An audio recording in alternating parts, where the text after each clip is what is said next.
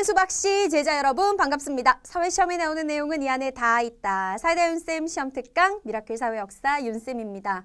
자, 오늘 드디어 두 번째 시간입니다. 지난 시간에 1-1단원 문화 파트 공부 시작을 하셔서 문화는 이런 것이고 문화 경과는 이런 뜻이고 세계의 다양한 문화들 차이가 나는 이유는 이런 것들 때문에 차이가 나는 거고 그리고 세계 지도 놓고 문화 지역들 구분해 봤고요. 자, 오늘도 계속해서 1-2단원, 1-3단원 문화에 관련된 얘기를 하는데 이 문화가요. 지난 시간에 우리가 문화 지역을 구분을 하긴 했지만 한 지역의 문화가 그 지역 안에만 영향을 미치는 건 아니라는 사실 여러분들 다 알고 계시죠. 지역의 문화가 다른 지역으로 전파돼서 이 지역에도 가 있고 저 지역에도 가 있고 섞이기도 하고 이런 현상들에 대해서 오늘 공부를 한번 해보고 이렇게 문화가 전파되고 섞이다 보니까 나타나는 좋은 점과 나쁜 점에 대해서도 같이 공부해 보도록 하겠습니다. 마지막으로 1-3단원에서는요. 이 문화의 갈등, 그러니까 문화 중에서도 가장 대표적인 종교로 인한 갈등, 언어로 인한 갈등을 공부를 할 텐데 자, 오늘 수업에서 여러분들이 명심하셔야 되는 게 있어요. 뭐가 있냐면 오늘 배우는 내용은 사실 어려운 건 하나도 없어. 암기할 내용도 지난 시간에 배웠던 것보다 훨씬 적은 편인데 단지 좀 헷갈려. 무슨 말이냐면 그 말이 그 말 같고 그 말이 그 말 같고 좀 이런 것들이 나와요. 그런데 여러분들 반드시 명심하셔야 될 거 교과서 출판사별로 같은 내용인데도 사례들이 다르게 나오거든요. 그래서 반드시 이 단원의 모든 내용은 교과서를 바탕으로 꼼꼼하게 복습하고 사례 정리를 하셔야 된다는 거 절대로 잊지 말고 명심하시기 바랍니다. 자, 출발하도록 하겠습니다. 먼저 1-2단원 공부를 할 텐데 세계화에 따른 지역문화의 변화라고 나와 있죠. 1번에 나와 있는 세계화부터 출발을 해보도록 하겠습니다. 자, 제목의 의미부터 한번 확인하고 갈게요. 세계화에 따른 지역 문화의 변화. 무슨 말이냐면은 세계화라고 하는 현상이 나타나면서 각 지역의 문화에 또 변화의 바람이 불기 시작했다. 이런 뜻이잖아. 자, 그러면 이 말을 온전하게 이해하기 위해서는 세계화라는 말의 의미부터 우리가 머릿속에 정확하게 넣고 가야 되겠지. 지금 교환해 보면은 세계화가 되게 길게 설명되어 있잖아요. 보면 막 헷갈려요. 세계화란 교통과 통신의 발달로 다른 지역에 있는 사람, 사물, 지식과의 상호작용이 동시적으로 이루어져서 세계가 통합되는 과정. 이렇게 나와 있는데 한마디로 말해서 세계화는 전 세계의 교류가 활발해지는 현상이다. 되게 많이 영향을 주고받는 그런 현상을 세계화라고 한다. 이렇게 생각하면 돼. 자, 오늘날에는요. 이 세계화에 가장 크게 영향을 미치는 게 뭐냐면 교통과 통신의 발달이에요. 당연한 거 아니겠어? 옛날에 그러니까 우리가 살았던 시대보다 훨씬 옛날에 비행기라는 게 존재하지 않았던 시절, 그 다음에 전화라든지 인터넷이 존재하지 않았던 시절, 그런 시절에는 한 나라에서 다른 나라로 이동을 하거나 하는 게 굉장히 힘든 일이었지. 지금이야 뭐 우리가 조금만 시간 있고 돈 있으면 해외여행도 자주 가고 외국 프로그램 유튜브로도 많이 보고 하지만 다른 나라로 가는 건 뭐 상상도 할 수 없는 일이었고 다른 나라의 문화를 접한다고 하는 것도 뭐 전쟁이나 나야 다른 나라 문화를 접하고 그랬지 사실은 쉬운 일이 아니었잖아. 근데 교통이 엄청나게 발달했어요. 비행기 타면 금방 다른 나라까지 갈 수 있죠. 또 굳이 가지 않는다 하더라도 SNS를 통해서 혹은 인터넷을 통해서 외국의 다양한 문화들을 접할 수가 있잖아. 즉 교통과 통신이 점점 발달하다 보니까 전 세계 각 지역, 각 나라 사이의 교류가 활발해지는데 사람의 교류도 활발해지고 사물의 교류도 활발해져요. 어려운 말이 아니라 무역을 통해서 물건들이 오고 가잖아. 수입품 쉽게 만날 수 있잖아. 뿐만 아니라 정보나 지식의 교류도 활발해지죠. 이렇게 되면서 전 세계가 영향을 주고받고 하나로 합쳐지는 이러한 지금의 분위기를 우리가 세계화다라고 얘기를 하는 거야. 아, 한마디로 굉장히 교류가 활발해지는 현상. 이렇게 생각하시면 되고 자, 그런데 오늘날 현대 사회에서 나타나는 세계화에는 또 하나의 특징이 있어요. 이 세계화라고 하는 현상이 어느 날 갑자기 뿅 시작된 건 아니거든. 과거에 비행기가 없고 SNS가 없고 인터넷이 없었던 시절에도 세계화라고 하는 건 계속 일어나고 있었어. 단지 그 속도가 느렸을 뿐이야. 예를 들어서 콜럼버스가 배 타고 그 망망대 대서양을 건너가지고 아메리카 대륙으로 가잖아요. 유럽이 아메리카 대륙을 처음 발견하게 되고 유럽 사람들이 아메리카로 진출하면서 유럽의 문화가 아메리카로 전해지고 그때도 세계화가 있었다라는 거야. 근데 단지 그 속도가 느렸을 뿐이라는 거지.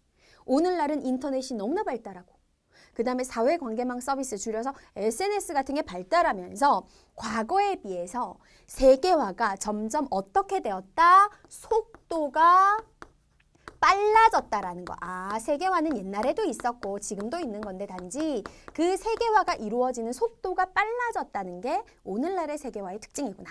이렇게 머릿속에 정리하시면 됩니다. 자, 그렇다면 이렇게 빠르게 세계화가 되면서 이것이 과연 우리의 주제, 문화에는 어떤 영향을 미쳤느냐. 자, 여기서 두 가지에 대해서 공부를 할 텐데 세계화 시대로 인해서 문화에서 생기는 변화, 첫 번째 너무 중요한 거 문화 동질화 정리할 거고요. 두 번째 문화 융합 정리를 할 거예요. 자, 그런데 교과서별로 어떤 교과서에는 문화 동질화라고 되어 있고 어떤 교과서에는 문화 회귀라라고 되어 있어. 같은 말인데 표현이 다르니까 공부는 본인 교과서에 있는 걸로 할 것. 자, 동질화, 회귀라. 한마디로 말해서 같아진다라는 거예요. 책에 나와 있는 대로 설명을 하자면 문화 동질화란 무슨 뜻이냐? 한 지역의 문화가 다른 지역으로 전해졌는데 그래서 다른 지역에서도 같거나 똑같거나 아니면 비슷하게 유사하게 나타나는 현상을 우리가 문화 동질화다라고 얘기해. 예를 들어보면 여러분들 되게 쉽게 이해를 하실 수가 있을 거예요. 예를 들어서 자, 전 세계 어디를 가도 선생님이 굉장히 애용하는데 스타벅스가 있죠.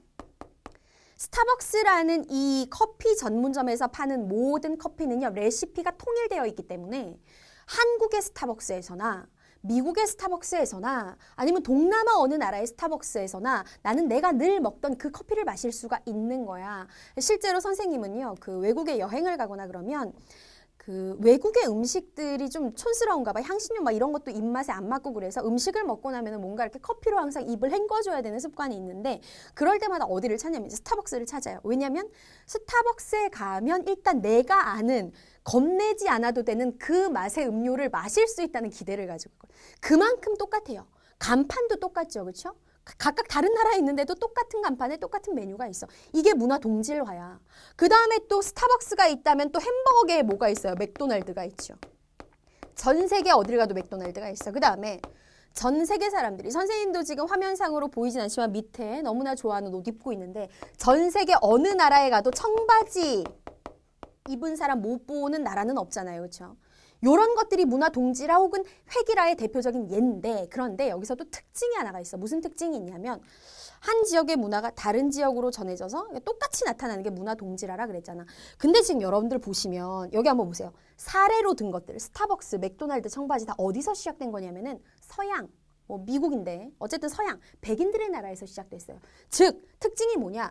이 문화 동질화 현상이 주로 서구 문화, 서양의 문화가 전파돼서 서구 문화로 전 세계 어디를 가도 서구 문화가 나타나는 서구 문화로 획일화되는 이런 경향이 강하게 나타난다는 거. 좀 전에 선생님이 수업 시작하기 전에 어떤 친구의 질문에 답변을 달았는데요. 선생님, 이 서구 문화로 획일화된다. 다시 말해서 줄여서 서구화된다라는 게 좋은 거냐 나쁜 거냐? 이거는 좋다 나쁘다라고 사실은 표현할 수 있는 건 아니고 그냥 사회적으로 나타나는 현상인 거야. 왜 서구 문화로 획일화되어 가느냐? 설명을 조금 덧붙이자면 역사에서 나중에 여러분들이 이제 3학년 2학기 이때 배울 텐데 유럽이라든지 이런 백인들의 나라들이 한때 전 세계를 제패했던 적이 있었죠. 전 세계 뭐 아프리카, 아시아 같은 데를 식민 지배하면서 전 세계를 다 자신들의 손아귀에 넣었었잖아. 그러면서 이제 그때 서구 문화가 강하게 전파가 되기 시작했고 그 이후에도 이 사람들의 머릿속에 뭔가 우리의 잘못된 생각이지만 서양의 문화가 좀 더 우수해 보이고 세련돼 보이고 뭔가 간지나 보이고 약간 이런 것들이 머릿속에 굉장히 강하게 박히면서 서구 문화로 획일화되는 경향이 사실은 나타나는 거예요. 그러니까 좋다 나쁘다의 문제가 아니라 역사적인 배경을 바탕으로 일어난 현상입니다. 자, 그 다음에 이제 두 번째, 세계화로 인해서 나타나는 문화 변화의 또 하나의 현상 뭐가 있느냐? 문화 융합이 있어요. 융합된다라는 건 섞인다라는 뜻이잖아. 말 그대로 문화 융합이라는 건 문화가 섞인다라는 뜻인데 자, 확산된 문화. 그러니까 예를 들어서 여기가 우리나라야. 우리 지역이야. 외부에서 다른 문화가 들어왔어. 근데 우리 지역에는 원래 우리 지역에 발달했던 문화가 있었을 거 아니야. 그치? 그러면 확산돼서 들어온 문화와 그 지역에 원래 있었던 문화가 섞이는 거지. 그래가지고 특이한 형태의 문화가 다시 나타나는 거예요. 이거를 문화 융합이라고 하는데 가장 대표적인 게 자, 전 세계 어디를 가도 맥도날드를 볼 수 있다. 이건 문화 동질화잖아요. 근데 그 햄버거에 보면은 우리 지역별 햄버거의 차이라고 나와 있는데 예를 들어줄게. 우리나라 불고기 햄버거. 이거 전 세계에서 우리나라에서만 볼 수 있는 햄버거예요. 그러니까 맥도날드에 가면은 기본적인 맥도날드의 메인 메뉴 말고 왜 햄버거 새로운 거 많이 나오잖아. 우리나라에서만 파는 불고기 햄버거. 우리나라의 불고기 문화, 원래 있었던 문화잖아. 그 다음에 외국에서 확산되어 온 햄버거 문화 합쳐져서 만들어진 게 불고기 햄버거야. 이게 융합이죠. 그 다음에 또 뭐가 있냐면 요즘 우리 젊은 사람들, 내가 되게 늙은 것 같이 느껴지는데 좋아하는 캘리포니아 롤. 왜 젊은 사람들이라고 했냐? 선생님 별로 안 좋아하거든요, 이거. 캘리포니아 롤은 뭐냐면 생긴 건 김밥 모양 같기도 하고 일본의 초밥 모양 같기도 한데 그 안에 들어가는 재료들이 유럽 사람들이 좋아하는 재료들이 되게 많이 들어가 있어요. 뭐 아보카도가 들어가 있는 캘리포니아 롤, 마요네즈가 들어가 있는 캘리포니아 롤. 이런 것들도 결국은 뭐예요? 들어온 문화와 그 지역의 문화가 합쳐져서 만들어진 거잖아요. 이거 외에도 또 뭐가 있을까? 예컨대 돌침대. 온돌에서 뜨끈하게 등을 지지고 싶어하는 우리나라의 온돌 문화에 서양 사람들의 침대 문화가 합쳐져가지고 만들어진 돌침대. 혹은 인도의 독특한 볼리우드 영화. 이 볼리우드 영화라는 건 무엇이냐? 헐리우드 영화에 인도의 전통 영화 방식이 섞여서 나타난 문화의 형태, 영화의 형태를 말하는 거예요. 그러니까 이런 것들이 문화 융합이라고 할 수 있어. 세계화 시대의 문화의 교류가 활발해지다 보니 문화 동질화도 나타나면서 동시에 문화 융합도 나타나는구나. 이렇게 알고 계시면 되고, 다시 한번 강조하지만 사례는 교과서에 있는 걸로 정리하셔야 됩니다. 자, 넘어가서 이번에는요. 그렇다면 세계화로 인해서 나타나는 두 가지의 좋은 상황과 나쁜 상황, 문화 갈등과 문화 창조에 대해서 계속해서 정리를 해보도록 할게요. 자, 문화 갈등이란 건 말 그대로 문화로 인해서 사람들 사이에 혹은 지역 사이에 생기는 뭔가 충돌, 안 좋은 대립의 상태, 이걸 문화 갈등이라 그래. 자, 문화 갈등이 도대체 왜 일어나느냐? 여러 가지의 상황을 볼 수가 있는데 크게 두 가지가 있어요. 첫 번째는 외부에서 들어온 문화, 그러니까 내가 원래 접하면서 자라지 않은 문화에 대해서 사람들이 가지고 있는 편견 때문에 생기는 갈등인 거죠. 대표적인 갈등. 예를 들자면 이런 게 있어요. 유럽에서요. 여성들, 이슬람교를 믿는 여성들이 쓰는 히잡을 쓰고 있는 여성들에 대한 차별의 모습이 굉장히 심심치 않게 뉴스에 나오죠.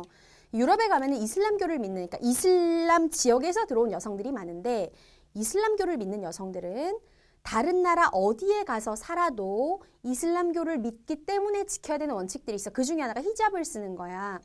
얼굴을 이렇게 둘러가지고 보자기 같은 거를 쓰고 있는 거 많이 봤을 거예요. 우리나라에서도요. 이슬람 여성들 관광 오면 전부 다 이렇게 명동 같은 데 가면 히잡 쓰고 다니거든요. 근데 이제 유럽에서 어떻게 했느냐. 공공장소에서 히잡 착용을 금지한다. 그 다음에 그러니까 바닷가에 수영하는 데서 수영복을 입어도 얼굴은 히잡을 써야 돼. 이슬람 여성들은. 히잡 착용을 한 여성들은 수영장에 출입을 금지한다. 들어오려면 히잡을 벗어야 된다. 이거 사실은 차별이잖아. 이 사람들한테는 종교적인 신념인데. 그러니까 편견인 거야. 편견으로 인해서 생기는 갈등이고, 그 다음에 또 뭐가 있냐면 돼지를 주인공으로 한 만화 상영 금지 이렇게 돼 있잖아요. 그냥 얘기합시다. 우리 뭐 물건 파는 것도 아니고. 드래곤볼 상영 금지야. 드래곤볼에 보면은 저팔계가 나오잖아. 저팔계가 돼지라는 거 모르는 사람 없지. 근데 우리가 지난 시간에도 배웠지만 이슬람교를 믿는 지역에서는 돼지를 금기시해 불결한 동물이다 그래서 먹지 않는단 말이야. 근데 먹지만 않는 게 아니라 만화의 주인공으로 나오는 것도 이렇게 보여주는 것도 금지하는 거예요. 그래서 드래곤볼이라는 만화에서 이제 돼지가 주인공으로 나오다 보니까 상영을 금지시켰는데 이런 것들이 결국은 다른 문화에 대해서 우리가 가지고 있는 나쁜 고정관념, 편견으로 인해서 생기는 갈등이라는 거. 그 다음에 두 번째. 문화 갈등 중에 가장 대표적인 게 이거죠. 새로운 문화를 막 빨리 받아들여야 한다고 생각하는 사람들과 기존의 문화를 그냥 지키려고 고집 부리는 사람들로 의견 차이로 인해서 생기는 갈등. 우리나라 역사도 과거에 그랬잖아요. 1860년대 흥선대원군이 권력을 딱 잡고 있을 때 그 당시에 외국 배들이 나타나서 막 교류하자라고 주장했을 때 흥선대원군은 안 된다라고 하면서 계속 문을 닫고 고집을 부렸잖아요. 그 당시에 문호 개방을 해서 우리 조선을 근대화시켜야 됩니다. 이런 세력도 있었단 말이죠. 그들 사이에서 생기는 이러한 갈등도 결국은 문화 갈등이라고 할 수 있는 거지. 근데 문제는 무엇이냐? 문화 갈등이라고 하는 것이 점점 없어져야 좋은데 앞에서 우리가 세계화의 속도가 빨라진다 그랬잖아요. 교류가 점점 더 많아지고 더 확산되다 보니까 그만큼 문화 사이의 충돌로 인해서 생기는 갈등도 증가하는 추세라는 거. 더 많아지고 있는 추세다. 이걸 알아두시고요. 그 다음에 두 번째. 문화의 전파가 항상 갈등만 가지고 오는 건 아니에요. 때로는 더 업그레이드된 문화 창조를 가지고 오기도 합니다. 여기서 잠깐 선생님. 앞에서 문화 융합을 하셨고 이번에 문화 창조를 하는데 내가 이 질문을 정말 100번 이상 받아왔어. 문화 융합하고 문화 창조의 차이가 뭐냐? 이거는 차이를 구분할 문제가 아니야. 자, 봐봐. 우리 지역이 있었는데 다른 지역의 문화가 들어왔어. 그럼 자연스럽게 섞일 수밖에 없어요. 그 현상 자체를 문화 융합이라고 하는 거고, 이렇게 문화가 들어왔을 때 섞이면서 그냥 단지 섞이는 데서 머무는 게 아니라 이것을 좀 더 업그레이드 시켜 나갈 수 있잖아. 그럼 그건 문화 창조가 되는 거야. 절대 시험에서 어떤 사례를 내놓고 이게 문화 융합이게 문화 창조계를 물어보진 않아. 같은 예가 될 수 있어. 예를 들어서 앞에서 돌침대라고 했잖아요. 침대하고 온돌이 섞인 거야. 문화 융합이면서 사실 이게 업그레이드 된 거잖아요. 전 세계 어디에도 없는 거니까 문화 창조가 될 수도 있다라는 거예요. 융합과 창조를 구분하는 문제는 절대 나오지 않으니까 걱정하시지 말고 어쨌든 사례는 교과서 위주로 정리해라. 자, 문화 창조 들어갑니다. 예를 들어서 문화 창조란 첫 번째. 다른 지역의 문화를 받아들이기는 받아들이는데 그 문화를 그대로 받아들이는 게 아니라 자기 지역의 특성에 맞게 받아들여서 좀 발전된 형태로 만드는 거. 예를 들어서 이런 게 있어요. 아메리카 중에서도 이제 남부의 라틴 아메리카 있잖아. 라틴 아메리카 지역 같은 경우에는 과거에 남부 유럽의 식민 지배를 받아서 거의 대부분의 그 지역의 사람들이 그 카톨릭교를 믿고 있습니다. 근데 카톨릭교를 믿고 있는데 카톨릭교에서 보면 항상 볼 수 있는 게 뭐 성모 마리아의 초상화 동상을 볼 수 있잖아. 근데 특이한 점이 뭐냐면 유럽에 가서 이제 카톨릭교 성당에 가면요. 성모 마리아는 항상 백인의 모습으로 그려져 있거나 조각이 돼 있어요. 근데 라틴 아메리카에 가가지고 성모상이나 그림을 보잖아. 갈색 얼굴. 그러니까 라틴 아메리카 지역에 살고 있는 사람들의 피부색을 하고 있어요.